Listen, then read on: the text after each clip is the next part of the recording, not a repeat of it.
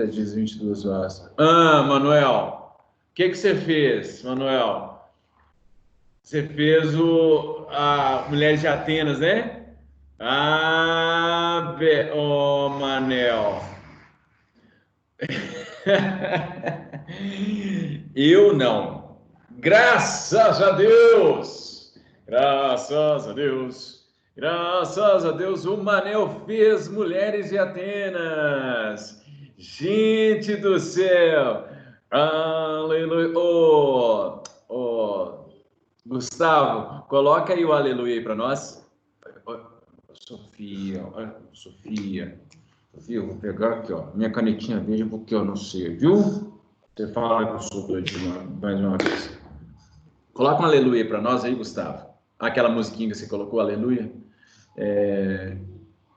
Que isso, gente? O Fredão também tá doidão? O Fredão tá ficando. Nas reuniões, o Fred nem fala, cara. O Fred fica lá bem de boa tal. Eu que falo igual pobre na chuva nas reuniões que a gente tem. Se deixar, eu falo o tempo todo. Ó, Gabriel Lara. Tá, bem, mas tá surtado igual eu tô surtado assim, ou tá aí, enfim. Mas isso é maluco, beleza? Fred, ele disse que queria ir pra praia, botou um óculos de sol, colocou uma camisa florida e botou o fundo de praia. Ele, infelizmente, já era. E eu não vou misturar com o Fred, não, cara. Eu sou uma pessoa séria. Eu sou uma pessoa. Não, esse tipo de coisa não. Não vou fazer esse tipo de coisa, não. Porque eu tenho que trazer a sanidade para a escola. Muito bem. Cafeína é bom demais. Aqui, ó. O Gabriel, eu atualizei. Meninos, pode falar, O Gustavo. Manel fez Mulheres de Atenas. Fez. Yes. Fez, Esse aqui realmente Gustavo!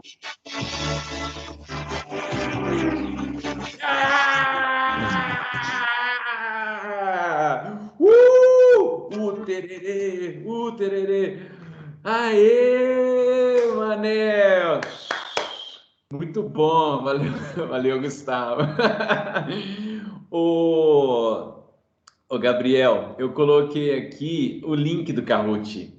Eu estendi, inclusive, tá? E se pá, eu vou colocar hoje de novo na pasta na postagem de hoje, tá? Não é para fazer agora não. Esse é dos Hebreus. Eu vou mostrar aqui. Deixa eu compartilhar minha tela com vocês. Deixa eu compartilhation da telation. Aqui, ó, esse aqui, moçada, aqui, ó, os Hebreus. Aqui, inclusive, tem aqui, ó, Fernanda, Maria Tereza, Camille, Bernardo, P, João Pedro, Amanda, Gustavo, Sofia Bretas, Ana Clara, Lorencin, Lorencin, Vitor Oliveira, Bernardo Alves, Henrique Fialho, tem uns 5, Fialho, tem 7 Fialhos aqui.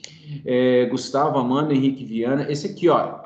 E aí, o que eu fiz? Eu atualizei a data para não ter problema mais, porque caso vocês tenham um problema, que eu, inclusive eu estendi, mas façam hoje, tá? Porque tem um outro para fazer. Então, esse aqui que vocês não estavam dando conta, alguns reclamaram que estava dando problema e tal. Eu atualizei a data e estou disponibilizando para vocês aí.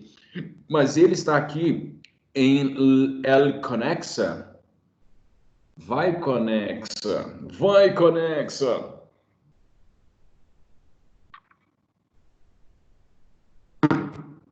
Não vai, velho. Vai, filho. Roda aí. Roda. Aí foi.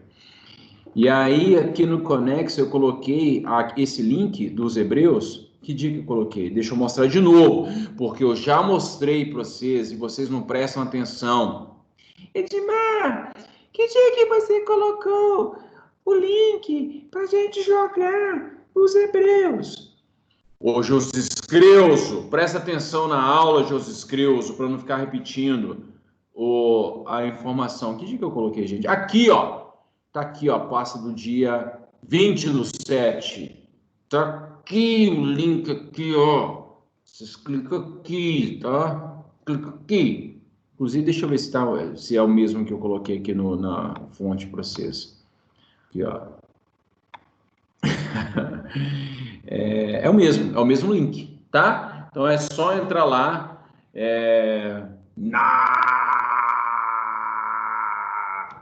Não, deixa, gente. Fala, Zion. Não, eu ia perguntar se o Kahoot, você vai fazer valer pontos, se você vai avaliar. Isso são avas, os Kahoot são avas também, tá? Mas assim, cara, sinceramente, o seguinte, o que eu recomendo? Eu não recomendo fazer várias vezes até ficar 100%. Não, isso eu não recomendo. O que eu recomendo é o seguinte, se você fez a primeira vez e ficou ali com 30%, faz de novo, velho. Faz de novo. Não deixa 30%, não.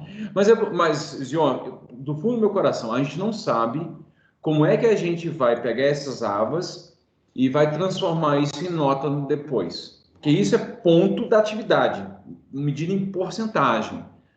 Aliás, vou comentar só com você, viu, Zion? Você não fala para ninguém, não, porque, inclusive, se você falar para os seus colegas, falar para os seus pais e para os professores, eu vou dizer que é mentira, tá? Seguinte, Zion, na verdade, eu acho que a escola, a gente deveria, a coisa menos importante na escola deveria ser nota, sinceramente falando. Porque eu acho que a gente tem que produzir. Cara, o que aconteceu? Hoje eu tô muito feliz. Eu fiquei muito feliz durante essas lives, porque tem um aluno lá de Nova Lima que ele tem muita dificuldade. Só que ele, não sei por que, ele tá gostando das minhas aulas, enfim. E aí ele falou assim, mas eu fiz uma coisa aqui, eu queria te mandar. Aí eu falei assim, ó, gente, manda. Aí ele mandou, cara, um PowerPoint maravilhoso de todos os conteúdos que eu ensinei desde o início das aulas remotas, ele mandou para mim. E o PowerPoint simplesmente está espetacular. Aí, cara, bem, o menino foi lá, construiu, está com o linguajar, está com a escrita dele, está com o vocabulário dele, está muito organizado. Tá aí. Eu não pedi o menino para fazer isso, ele fez. Ele fez. E aí eu dou uma prova, o menino em 10, ele tira 6. Aí a nota do boletim vai 6. O menino não nota 6? Claro que não, ele é 100%.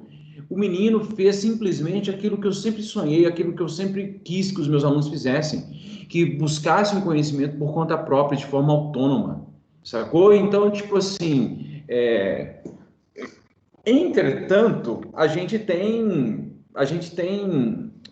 as burocracias para seguir, né? E aí a gente tem que seguir, porque afinal de contas a instituição tem que, né, mostrar resultados. Mas eu sei, por exemplo, aqui nessa sala, aqui vocês vão brilhar no mundo. E aliás, uma coisa que eu sempre falo com meus alunos, e esses alunos, tem mais de 20 anos que eu dou aula, e eu sempre falo com os alunos, meninos, vocês vão para o mundo, e se você notar daqui 10 anos, se você tiver com muito dinheiro, se eu notar que eu de alguma forma contribuir para o seu crescimento pessoal, lembre-se do pobre professor de história que continua ali labutando, dando aula de história. Assim, cara, eu tenho aqui um patrimônio de 50 milhões de reais. O professor de história tá lá, tadinho. Vou dar 1 milhão para ele, para fazê-lo feliz. Olha que beleza. Qual que é a dificuldade da pessoa fazer isso, gente?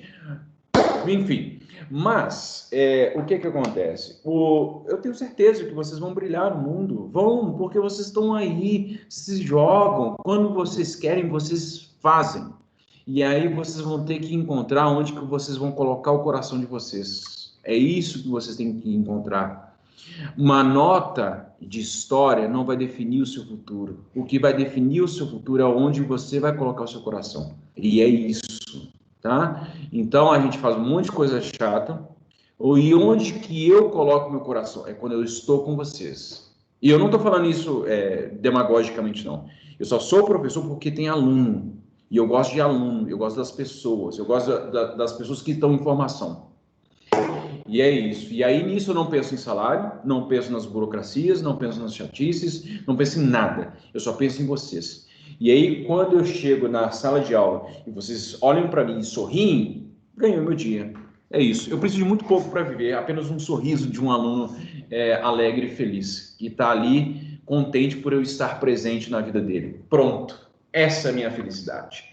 E aí é nessa troca que a gente aprende. Eu falei na reunião de professores e falei com a coordenação que eu fiquei encantado com grande parte das apresentações. Eu fiquei absolutamente encantado, porque eu estava esperando um produto e vocês apresentaram um produto muito mais qualificado. E é isso. Vocês vão fazer. Vocês vão fazer.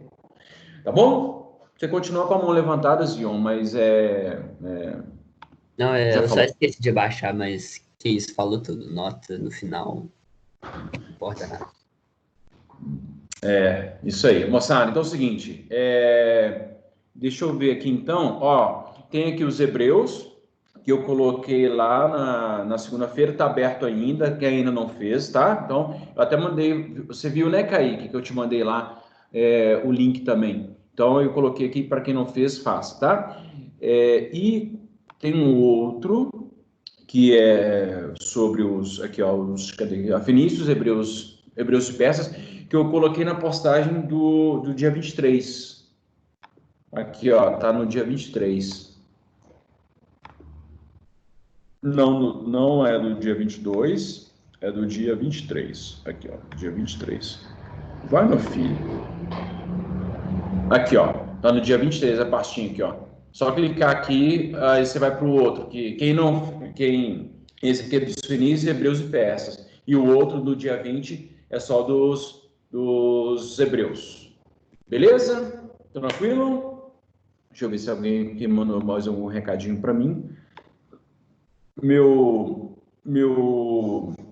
café acabou. Aqui, ó, café acabou. Aqui, ó. Acabou. Não tem mais café. Tem só um restinho ali na garrafa ainda, mas eu... Vamos lá, gente.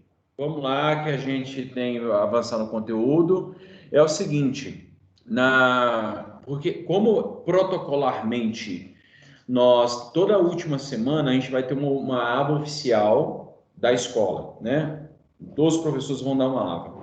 E a gente da ciência humana, a gente também vai dar uma aba, tá? E a gente vai ser na postagem da segunda-feira. Sobre esses conteúdos aí que a gente está abordando, tá? Uma aba bem simples. Como vocês estão fazendo outras atividades, estão fazendo Kahoot, enfim, né? Eu vou concentrar mais os meus esforços para que vocês produzam com o trabalho.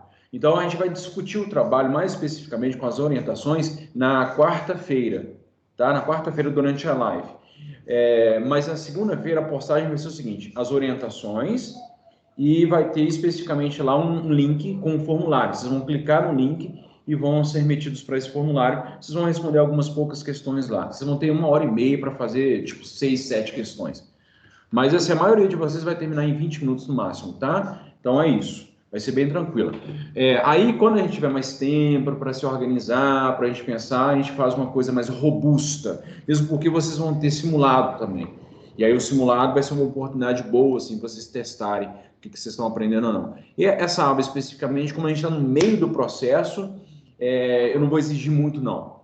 Muito, não. Só um pouquinho, tá? Mas, enfim, tá bom? Deixa eu ver se tem mais aqui algum comentário. Obrigado, Fernanda. Não, a gravar. Comecei, Camille. Eu sempre começo a gravar aqui. Então, vamos lá, que legal, vamos lá, que legal, vamos lá. Eu nem abri o PowerPoint ainda, gente, deixa eu aqui em Roma. New Volume, St. Augustine, 2020, Gutierrez, primeira série, aulas, Roma, 1.0. Eu, inclusive, coloquei lá o PowerPoint para vocês terem acesso, tá? Vocês já viram lá? Se vocês não viram, vejam, tá? Então, vamos lá avançar aqui na discussão sobre Roma. Nós já falamos da origem mítica, quando o Rômulo mata Remo, tadinho. A gente estava aqui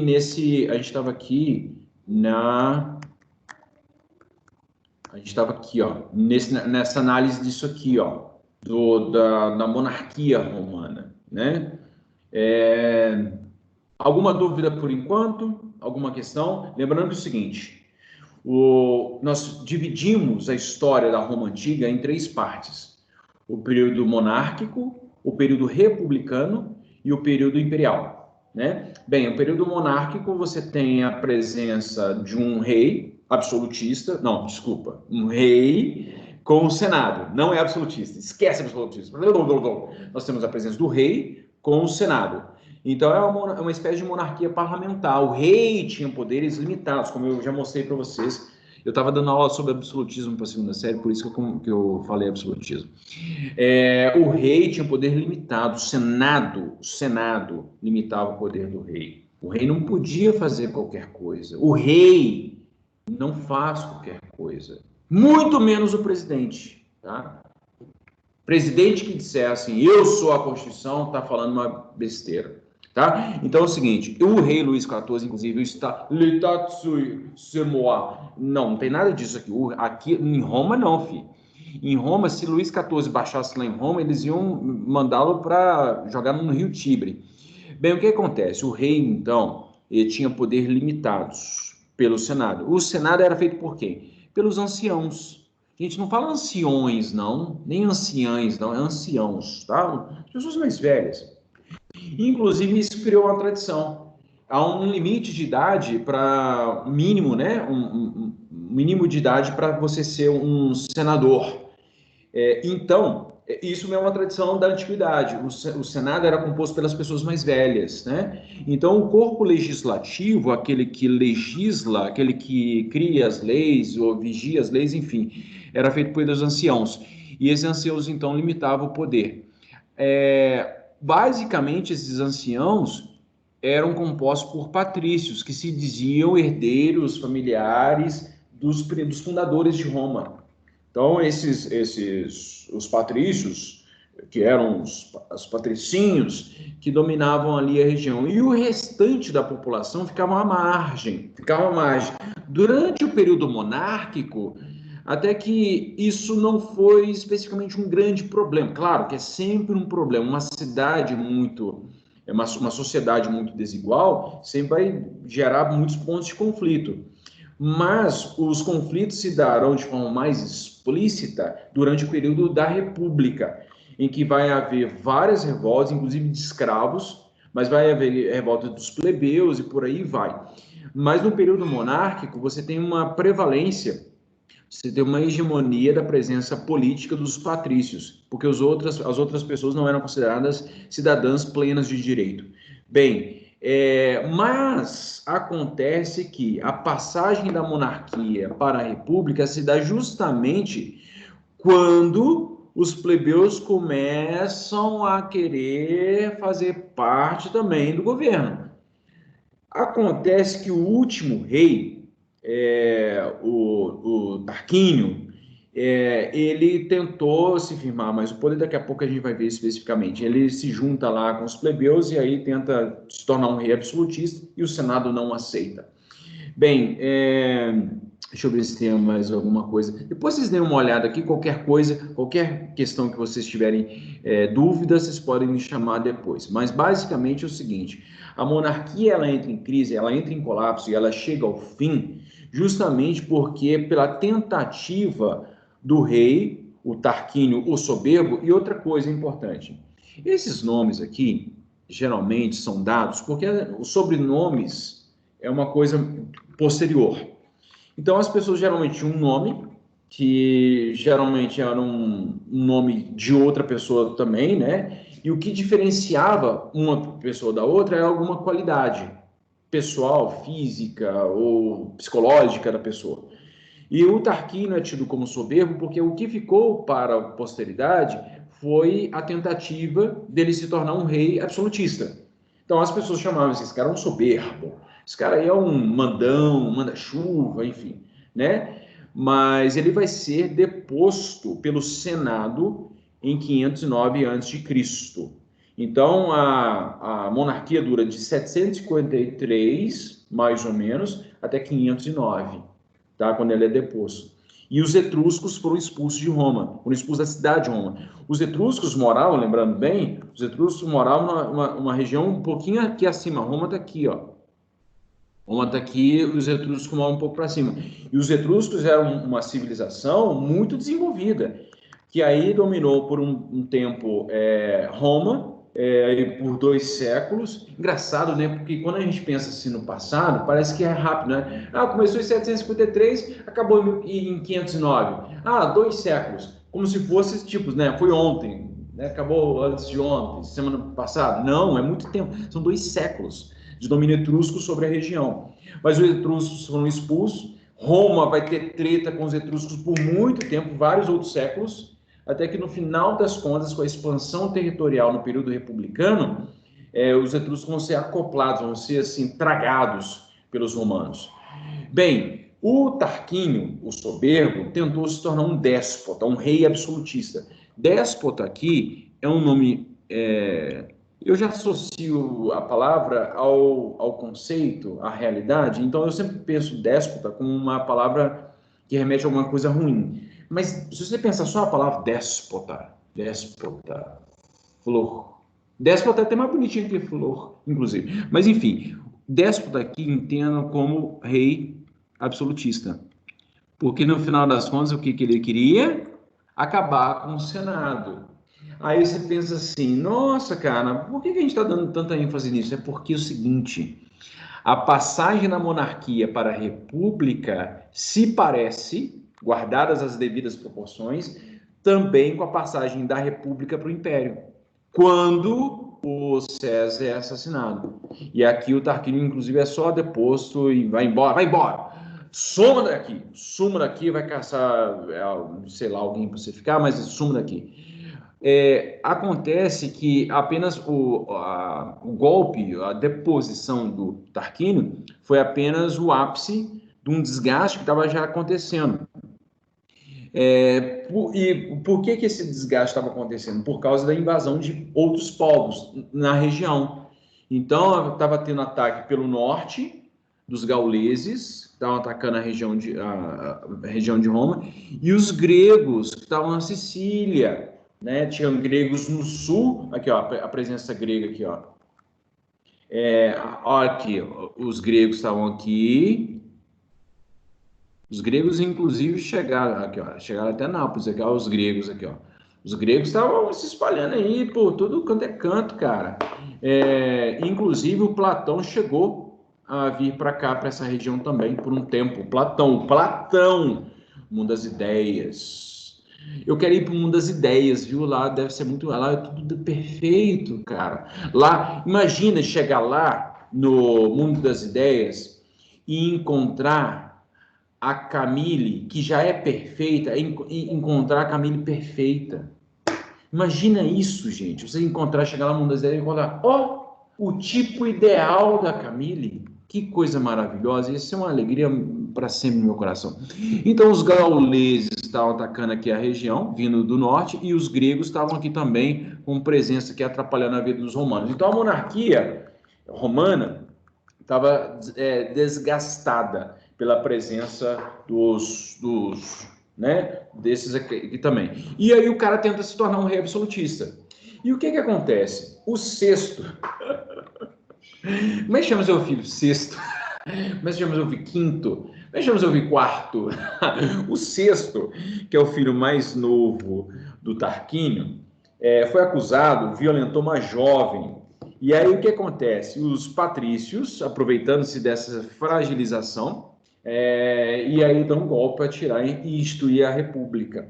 Então eles tiram o sexto, tiram Tarquínio, e aí vão instituir a república. Então, a deposição do Tarquínio dá início à república. Então, a passagem é essa. Some daqui, vai lá para o norte, vai lá para a Etrúcia e some daqui. E aí a gente agora vai ter a república. E quem que manda na república? O Senado, tá? O Senado que manda na república. Tem algumas outras assembleias que ajudam também, mas no final das contas quem manda na bagaça é o Senado, tá bom? Cara, Roma é bom demais. Estudar Roma é bom demais. Meu. Olha só, tem essa imagem aqui, olha que imagem linda, gente. Essa imagem foi Jean-Louis David. Essa imagem foi feita pelo Jean-Louis David. O que tem nessa imagem? Uma moça, tem uma senhora aqui, tem uma senhora, tá, vocês estão vendo aí? Olha essa senhora, juntamente com as suas filhas, e tem aqui também uma senhora chorando. Então a senhora está desesperada, tem aqui as meninas também, tem uma menina inclusive desmaiando aqui, ó. Não sei se vocês estão vendo. Tem aqui, ó, ela está desmaiada aqui, ó. Quem que são essas pessoas? Essas meninas essas meninas aqui, elas são filhas desse moço. E esse moço aqui é o Brutus. Não é o mesmo Brutus, claro que não, né? O Brutus lá que assassinou, que era o sobrinho do César, é outra coisa. Mas o Brutus, quem é o Brutus? Quem é o Brutus? O Brutus ele é membro do Senado. Ele é membro do Senado. Então, essas meninas aqui que estão chorando, estão desmaiadas, são filhas do Brutus. E essa mulher aqui, que está com a mão estendida, é a esposa de Brutus. Esse aqui, talvez, possivelmente, é uma serva, uma pessoa próxima, enfim, da família. E o Brutus, olha como é que está a cara dele. Olha como é que o Brutus está. Ele está aqui resignado. Por que o Brutus está resignado? Porque ele está num dilema. Um dilema que é um drama, na verdade. É mais do que um dilema, é um drama. Por quê? Porque como senador, ele tem obrigações públicas. Ele tem obrigações públicas como senador. O cargo público dele está acima dos seus interesses pessoais. O cargo público está acima dos seus interesses pessoais. Quando você serve ao Estado, os seus interesses pessoais não podem prevalecer de forma alguma sobre os seus interesses públicos. E aí, por que você está falando? É porque é o seguinte, aqui na maca está o filho morto de Brutus. Porque o filho ajudou a dar o golpe, ajudou o Tarquínio a dar o golpe, na tentativa do golpe. E aí a tentativa de golpe requeria então uma punição severa, né? Eu nem sei se está morto, se está ferido, enfim, ele está preso, está morto, enfim, o que está sendo feito aqui no final das contas é o cumprimento da lei. Não podia o filho conspirar para acabar com a monarquia. E aí, como membro do Senado, mesmo que ele amasse o seu filho, a missão coletiva, a missão pública está acima da missão, está acima do interesse privado. Enquanto os políticos não compreenderem que o cargo que ele ocupa demanda um esforço republicano maior do que os seus interesses pessoais, a gente nunca vai sair dos buracos que a gente se meteu. Então, mesmo com o sacrifício pessoal, claro, gente, essa aqui é uma imagem que foi feita no século XVII. Sei lá, nem sei quantos séculos, deixa eu fazer a conta rápida aqui. 22 séculos depois do fato que aconteceu. Mas o Jean-Louis David, ele transmite a dramaticidade do cara que está no dilema entre cumprir a função do Estado, a função pública, e o interesse pessoal. Cara, se o filho fez coisa errada, ele tem que ser punido e pronto. Não, enfim, e acabou, não tem muita essa discussão. Se o filho fez coisa errada, ele tem que ser punido. E é isso que o Brutus está mostrando pra gente.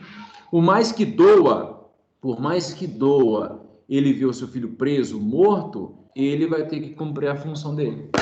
Entendeu? Você entendeu? Muito bem. Continuando. E aí vem a República. Com a República, você tem essa organização. Quem manda na República... Deixa eu falar com meus filhos aqui, porque meus filhos também estão agitados, tal como eu. Peraí, só um momento, só para fechar a porta. Meninos, vocês não podem esquecer de fechar a porta.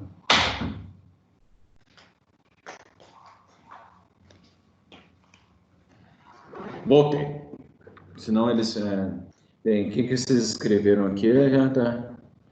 Que essa é a passagem histórica, exatamente. Essa passagem da monarquia para a república. Tá? Esse é o fato. A deposição do Tarquínio é a passagem para a república. Mas eu não sei se vocês pegaram um ponto que eu queria enfim, né, enfatizar aqui, mas eu acho que vocês entenderam, tá? A questão lá do Brutus e os seus filhos. Bem, vamos lá, vamos voltar aqui. Aqui está a organização política na República. Então, quem manda é o Senado, tá? E aí, é claro que existem algumas pessoas, que têm algumas funções específicas, mas todos eles são magistrados, todos eles são membros ali do Senado, tá? Existiu o censor, ele fazia o levantamento do número de habitantes, é o IBGE. O censor é o IBGE, ele saiu com uma maquininha assim, contando assim, você tem quantas pessoas na sua família? Então, o censor é aquele que contava, fazia o levantamento do número de habitantes, supervisionava a conduta dos cidadãos e as despesas públicas. O censor é muito importante. Gente, o IBGE é muito importante. O IBGE é muito importante. Por quê? Seguinte, o IBGE, de quando em quando, ele sai, né? Eles fazem, claro, que hoje, por causa das evoluções matemáticas, de estatística, etc., você faz uma estimativa, e geralmente as estimativas, dependendo da metodologia, são bem certeiras. O que acontece? O IBGE faz um estudo da sociedade, né? E aí eu falo assim, olha, cara, na região norte de Belo Horizonte não tem saneamento básico. E aí o que se constata? Que na região norte de Belo Horizonte há muito mais mortes por doenças transmissíveis do que na região sul. Então, poder público, você precisa fazer uma intervenção para construir ali o sistema de saneamento básico para garantir que as pessoas parem de morrer, né? Porque quando um cidadão morre ou precisa de um tratamento público no sistema de saúde público, acaba demandando um investimento, um gasto, na verdade, na saúde pública. Então, quanto mais você fizer intervenções preventivas, menos você gasta lá na outra ponta. O que eu quero dizer é o seguinte, e para que a gente constate e compreenda tudo isso, a gente precisa do sensor. Tá? Então, o sensor fazia isso. Ele e os seus funcionários saíam aí perguntando para as pessoas, fazendo pesquisas para compreender onde que está falta, onde tem excesso, onde tem falta, o que está precisando aqui, o que está precisando acolá, enfim. E isso é um legado para a gente. A presença do sensor é um legado que nós, nas sociedades modernas, nós herdamos, né? Tinha um questor, que cuidava das finanças, uma espécie de tesoureiro. Aqui, não sei se vocês repararam, mas esse cara aqui é a mesma pessoa. Não, mas não eram as mesmas pessoas, viu? Mas a pessoa que desenhou, só colocou um pouco mais claro aqui. Um pouquinho diferente. Agora eu reparei direito, tem um pouquinho diferente. Mas, enfim, o questor cuidava das finanças, né? O arrecadamento de impostos, ele arrecadava impostos e também direcionava, né? O edil, a gente pode traduzir o edil como se fosse uma espécie de prefeito, tá? Então, é ele que dirige os serviços públicos. Precisa ali de pavimentar uma rua. Então, vamos lá, vamos pegar lá os caras de pavimentar, coleta de lixo, não sei o que lá. Então, o edil é uma espécie de prefeito, tá? Então, o censor que ele contava a população, o censor ajudava, no final das contas, o edil, entendeu? O censor lá constatava os problemas e o edil fazia as intervenções. O prestor era o responsável pela justiça, uma espécie de juiz ou ministro da justiça, né? E o cônsul ele tinha uma prevalência em relação aos outros magistrados. O cônsul ele era mais importante. Então a gente pode dizer o seguinte: no período republicano, quem manda na bagaça é o Senado, mas esses caras aqui que têm uma função mais específica e, portanto, eles têm uma distinção dentre os outros magistrados e são pessoas com uma reputação ilibada, são pessoas que são bem quistas e bem vistas pela sociedade de uma forma geral. Não era qualquer um que era escolhido para ocupar esses cargos, né? Então, mas o cônsul, em relação a esses caras, ele era o mais importante. Por quê? Porque ele comandava o exército, e comandar exército não é pouca coisa, gente. Comandar exército é comandar a força de repressão. E, além disso, ele é o presidente do Senado. Então, ele era o cara mais importante. Não existia uma figura que era assim, o presidente. Não tinha um presidente. Como nós vivemos uma república presidencialista, a gente vincula a república diretamente ao presidente. Eu diria que aqui, na verdade, nós temos uma república parlamentarista, em que tem uma figura de um primeiro-ministro, né? O cônsul seria uma espécie assim. Mas é uma espécie, tá? A gente só compara só para termos de entendimento, assim. Mas o que era a pessoa mais importante era o cônsul. Compreendido? Isso aqui não é muito fácil de entender, não, viu, moçada? Mas se vocês entenderam, é porque, ou vocês são inteligentes mais, o que é a hipótese mais provável, ou dois, eu explico muito bem. Muito obrigado, de nada. Então, esses são os magistrados da organização política da República, era assim. Beleza? Vamos para frente. Acontece que, além dos magistrados, dos senadores, existiam também outras assembleias, tá? Então, aqui, ó, o Senado era o principal órgão da República e era composto inicialmente por 300 patrícios. Então, as famílias mais tradicionais. Mas existiam também outros órgãos representativos, que eram as chamadas assembleias. Existiam 3 tipos de assembleias: a curial, a tribal e a centuriata, que no próximo slide eu vou falar quais são. E aí, o que essas assembleias faziam?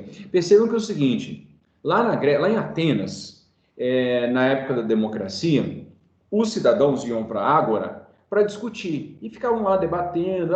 Você tem um Minecraft Plus, você... Enfim, eles ficavam discutindo assuntos importantes lá, como discutir Minecraft, por exemplo. E aí, depois eles levavam as decisões, depois de muita discussão, chegavam a um consenso, ou chegavam a uma decisão, né? Aqui também você tem a função do homem público. O homem que dedica a sua vida para as decisões, deliberações públicas. Então, esse é o princípio que norteia ou que fundamenta a existência dos políticos. Todos nós, segundo Aristóteles, todos nós somos políticos. Todos nós. Porque somos seres sociais. Certo? Porque vivemos em sociedade. Quando alguém fala assim, ô fulano, ô José Creuso, a gente não pode ficar misturando as discussões sobre a pandemia com política. Aí você diz, meu filho, toda e qualquer medida que abrange uma ou mais de uma pessoa é uma questão política. Não tem jeito de dizer que não é político, tudo está político. O fato de nós estarmos aqui conversando pelo computador, eu imagino que vocês estão aí, vocês estão me vendo, vocês sabem que eu estou aqui. Eu estou aqui, tá? Mas o fato de a gente estar trocando aqui é uma questão política, gente. Porque um órgão decisório, há uma recomendação política de que nós nos mantenhamos em casa. Então, tudo é relacionado à política, certo? Mas alguns homens, algumas pessoas, no caso da Roma Antiga, homens. No caso, hoje, homens e mulheres. Homens e mulheres dedicam a sua vida para exclusivamente trabalhar para o bem público, que são os políticos, né? De partidos políticos, etc, etc. Isso é política, PSDB, PT, PSL, não sei lá, isso é política. Mas o fato de eu ser um professor é uma questão política também. Beleza? Então tá bom. Então tudo, segundo Aristóteles, é política. Bem, mas as assembleias também ajudavam. O Senado era o mais importante e embaixo do Senado existiam as assembleias. Curial, tribal e centuriato. O que eles faziam? Votavam projetos, assuntos religiosos e também assuntos relacionados à guerra, enfim, pegavam alguns representantes para ser eleito para a magistratura. A magistratura é o Senado aqui, ó, tá? Então, dessas assembleias saíam as pessoas para ocupar o Senado. E nessas assembleias também eram os patrícios, tá? Então, os patrícios eram sobre-representados, eram super-representados, patrícios, né, que eu falei. Os patrícios eram super representados, os plebeus não. Os plebeus eram marginalizados. Claro que isso vai dar problema, é claro que isso vai dar problema. Os plebeus vendo lá os patrícios, aquele cambai de patricinho lá, tomando as decisões e nada para nós, qual é que é? Claro que os plebeus vão ficar, né, revoltados, né, claro. Mas aí a gente vai falar depois.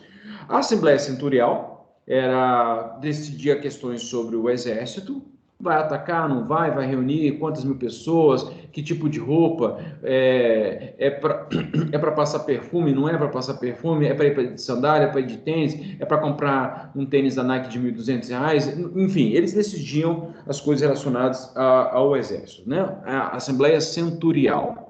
Né? Então, aí tem inclusive, se você vê, a palavra centúria tem a ver também consagradamente, historicamente, relacionada à guerra, às práticas de guerra. A curial tem assuntos religiosos, inclusive, até hoje, dentro da Igreja Católica, as instituições importantes têm locais que elas são chamadas de cúria também. Enfim, uma arquidiocese igual a Belo Horizonte, tem um local onde o bispo fica que é chamado de cúria, né? Mas a cúria, a Assembleia Curial, resolvia os assuntos religiosos. Então, a centurial, o exército, a curial, religiosos.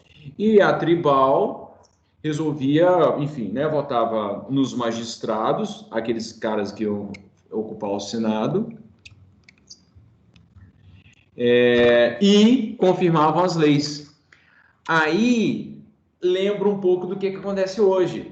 É porque é o seguinte, quando um projeto de lei, o José Creuso, ele fez uma lei a partir da qual todas as pessoas que caminharem na rua e virem uma escada tem que passar debaixo da escada.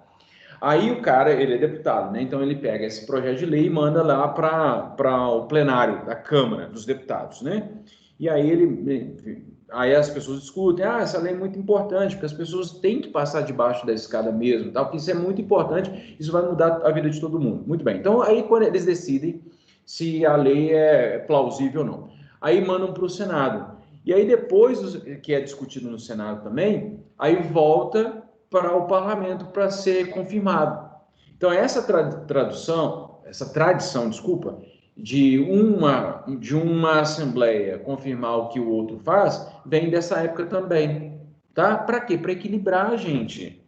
Porque se o José Creuso fez uma lei que todo mundo tem que passar debaixo da escada e a assembleia falou assim, não, tudo bem, aí no Senado o Gosmeno fala assim, gente, que lei idiota, que lei retardada, de jeito nenhum, e fere a Constituição, porque a Constituição diz que a pessoa tem a liberdade de ir e vir. Então ela passa por cima, passa por baixo, passa por dentro, passa por onde que ela quiser. Não vai passar só debaixo da escada, não, tá? Então, lá no Senado, o Godosmeno fala assim, não, senhor.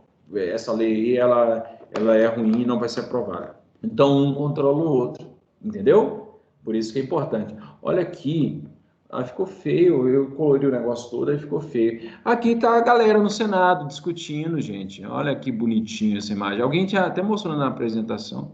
Olha o Senado aqui, o cara dissertando, falando aqui e os caras sentados aqui discutindo.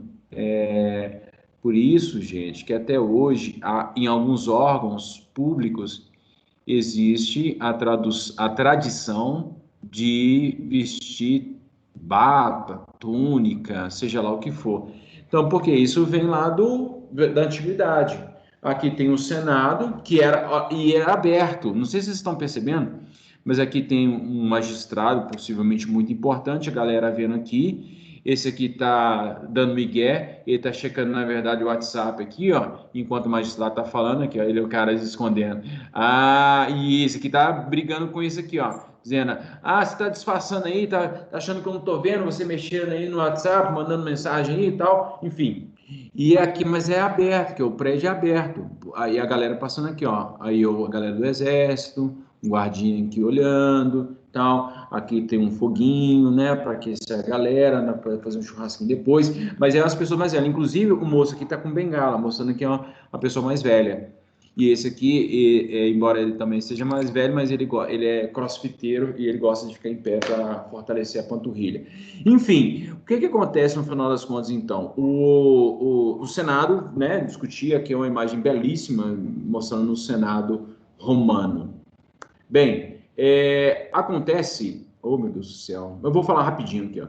Acontece que eu disse para vocês anteriormente que os plebeus ficavam lá de braço cruzado. Ah, que lindo, os patrícios tomando decisões aí e não chama a gente para nenhum rolê. Tem problema? Não. Os plebeus falam assim, não, senhor. Pode parar. Pode parar com isso. A gente também quer ser representado. A gente também quer ser representado aqui, tá? E aí o que acontece? Os plebeus falam assim, os senadores, magistrados, deixa a gente participar também, cara, deixa a gente tomar. A gente tem algumas coisas que a gente quer votar. Os patrícios, não, senhor. Os patrícios, aqui para você também. Aí os patrícios não aceitaram. Sabe o que os plebeus então fizeram? Falaram assim, então tá bom, beleza. Então faz o seguinte, já que vocês estão aí, só vocês nesse, então vai trabalhar também. A gente vai trabalhar mais para vocês não. Aí, no ano de 494, os plebeus saem de Roma e vão para o Monte Sagrado, que fica ali, né, perto de Roma, ali tem um monte lá, e ficam lá, e cruzam o braço, fazem uma greve. Fica lá, pode trabalhar então, quer decidir? Então decide e trabalha, pode ir. Aí os padres, não, gente, para, a gente estava brincando, vocês não entenderam, tiraram do contexto, filmaram errado, colocaram, enfim, não cancela a nossa reputação, pelo amor de Deus. E aí, então, os plebeus fizeram uma greve. E aí, por causa dessa greve, que aconteceu no ano de 494, ou seja,